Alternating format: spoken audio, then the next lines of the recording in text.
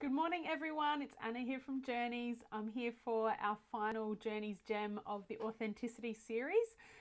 So we've been working over the last 4 weeks, about 3 weeks, about authenticity and Brene Brown's research and the definition that she found of what authenticity is. So you can go back in the videos and have a look. At week 1, we looked at what the whole definition is, and week 2, we looked at what courage is and how that helps us to stay in our authenticity. Last week we looked at compassion and how being compassionate towards ourselves will help us to live in our true authentic selves. This week we're going to talk about connection. So Brene says we are wired for connection. She talks about how in her research that she found out that we are actually designed for connection. The way that the human body, mind, spirit, soul is actually designed is to be in connection with each other. We are wired to be in connection. We're wired to be in relationship with other people.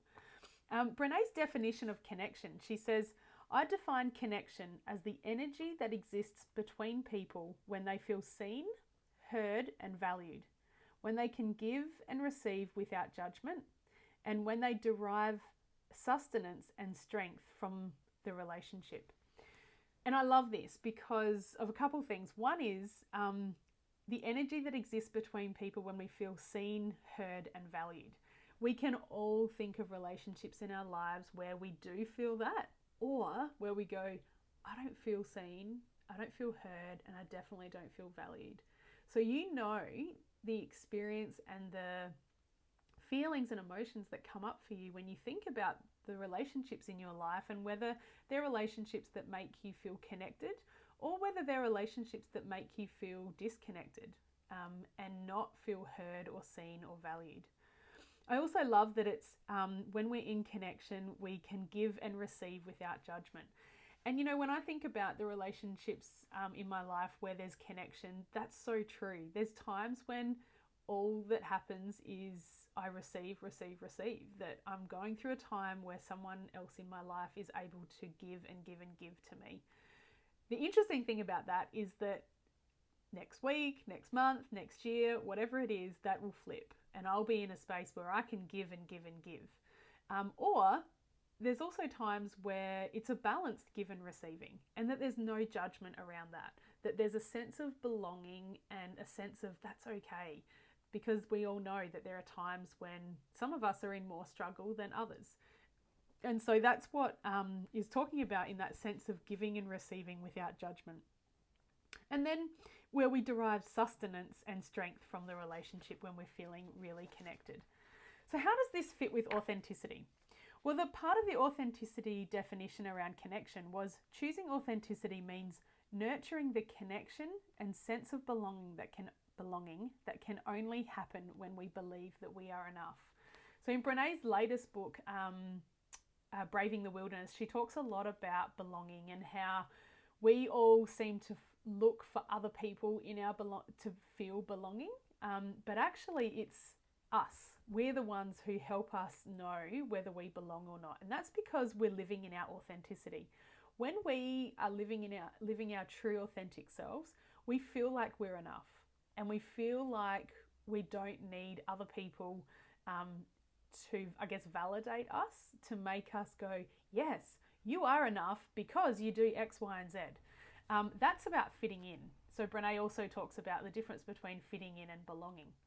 So when we're feeling like we have a sense of belonging to ourselves, we're able to be in connection with people so much more authentically and real. And so knowing that, you know, if we come back full circle, I guess, to that concept of we are wired for connection. So when we are living in our true authentic selves, when we're able to be and understand the idea of connection and connection with others and connection with ourselves, that's when we can live our true authentic selves and we can embrace who we are and not feel like we need to live in a way that keeps other people happy. So I'm going to read the authenticity definition just once more, just to, I guess, leave us on a high note around what this whole concept of authenticity is. So from her book, Brene says this: Authenticity is the daily practice, so it's a daily practice. It's not something that we do once and then we're done. Authenticity is the daily practice of letting go of who we think we're supposed to be and embracing who we are. Choosing authenticity means cultivating the courage to be imperfect, to set boundaries, and to allow ourselves to be vulnerable. Exercising the compassion that comes from knowing that we are all made of strength and struggle, and nurturing the connection and sense of belonging that can only happen when we believe that we are enough. Authenticity demands wholehearted living and loving.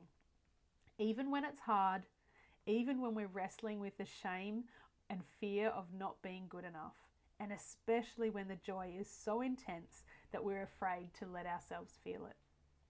Mindfully practicing authenticity during our most soul-searching struggles is how we invite grace, joy, and gratitude into our lives.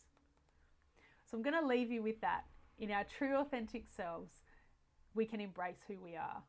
I hope that that's been helpful for you to be able to get some ideas about what would it look like for you to live your true authentic self. All the best. I look forward to seeing you next week when we start a series on trust. Have a good week, everyone. Bye.